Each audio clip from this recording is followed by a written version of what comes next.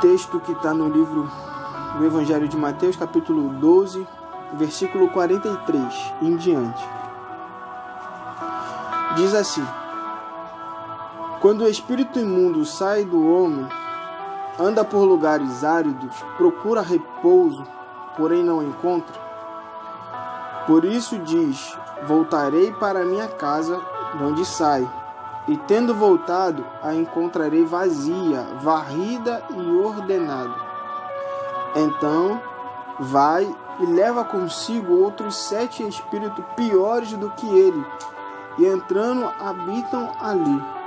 E o último estado daquele homem torna-se pior do que o primeiro. Assim também acontecerá a esta geração perversa. Esse versículo que a gente leu agora, esses 3 versículos, ele vai comparar o homem com uma casa. A epístola de Pedro, praticamente quase toda, vai dizer sobre que nós somos essa casa espiritual, que nós somos casas edificadas por Cristo. Hebreus também, o escritor de Hebreus também vai dizer que nós somos essa casa. E por que eu escolhi esse versículo? Todos nós sabemos arrumar casa. Não sabe, irmão? Sabe, Ju? Você, Felipe, sabe arrumar casa? Sabe arrumar casa?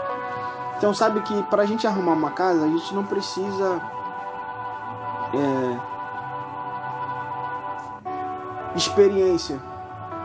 A gente não precisa, para arrumar a casa, uma faculdade, um ensino, algo parecido. Para a gente arrumar uma casa, a gente precisa de força de vontade. A gente precisa ter uma disposição. E essa força de vontade, essa disposição, o Espírito Santo ele tem.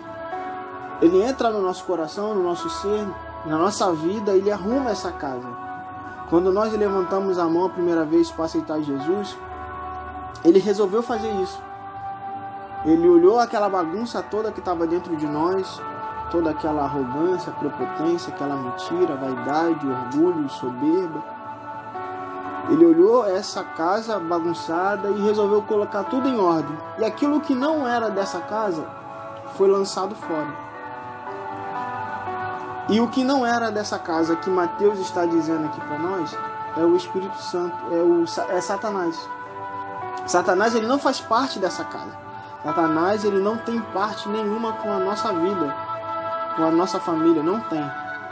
Mas quando nós deixamos ele agir na nossa vida, dando legalidade, dando vontade, dando permissão a ele para ele fazer o que ele quiser, a primeira coisa que ele faz é trazer espíritos piores do que ele. Quando a pessoa se afasta de Cristo por algum motivo, ela sofre o mesmo processo. Aquele espírito imundo que estava nela sai, mas quando ele se afasta, ele vem com espíritos piores do que ele, fazendo daquele estado daquele homem um estado pior do que o primeiro estado. Talvez para eu me converter foi hoje fácil, mas se com tudo que Deus me deu e eu resolvi dar as costas para ele, me afastar dos caminhos do Senhor, para eu retornar, é muito difícil. Eu não vou conseguir voltar. O que eu quero dizer é o seguinte, que nós nunca podemos deixar a nossa casa vazia. E que quem deve preencher esse espaço vazio dentro dessa casa, que seja o Espírito Santo. Que seja o Espírito Santo para realizar o sonho, que seja o Espírito Santo para nos dar conselho, que seja o Espírito Santo para nos exortar, que seja o Espírito Santo para falar conosco, mas que jamais seja o Espírito maligno. Que nós não venhamos ter essa postura de uma casa que teve uma ação soberana de Deus, onde o Espírito Santo, com toda a disposição, com toda a vontade, resolveu limpar, organizar tudo, e a gente simplesmente fazer com que esse Espírito Santo, vamos dizer assim, que é o nosso novo inquilino, expulsar ele por algum motivo e permitir que o espírito maligno entre. Hoje nós estamos por cima, uma situação mais tranquila, favorável. não temos uma dificuldade extrema, mas amanhã esse por cima pode virar. Nós podemos sim passar por essa dificuldade extrema, por situações difíceis. Aí é que nós devemos mostrar para Deus quem realmente nós somos. Se nós somos casa de Cristo ou se nós somos casa de Satanás. Hoje está fácil para a gente se reunir e meditar sobre essa palavra. Mas amanhã nós vamos ter que prestar conta, vamos ter que provar isso, que nós não somos casas habitáveis para Satanás, mas que somos casas habitáveis de Deus. Como Pedro diz que nós somos casa de Cristo. O escritor de Hebreus também diz que nós somos casa de Cristo, cuja essa casa, o fundamento, o alicerce é Cristo. O cabeça dessa casa é Cristo. A nossa casa pertence a Cristo. Nenhuma das paredes foi levantada se Cristo não tivesse. Nenhum piso, nenhuma ornamentação foi feita se Cristo não tivesse. Então que a gente não seja a casa de Satanás, porque é muito mole. Eu falo porque é real. É muito fácil para Satanás pegar uma vida, iludir e destruir. É muito fácil e é rápido.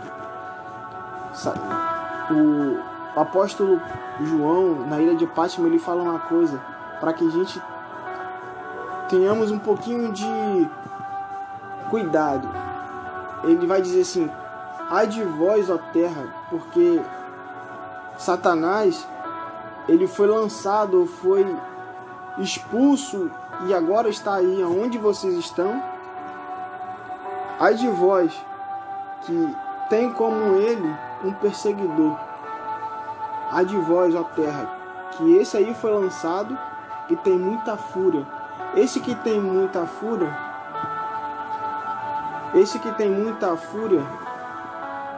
é Satanás. Ele tem fúria de nós estarmos aqui ouvindo. Ele tem fúria de vocês que estão ouvindo. Ele tem fúria do pastor que prega, do Hélice que prega. Ele tem fúria da Vanessa que está naquela situação, talvez difícil, de enfermidade, mas ainda com a esperança em Deus. Ele tem fúria.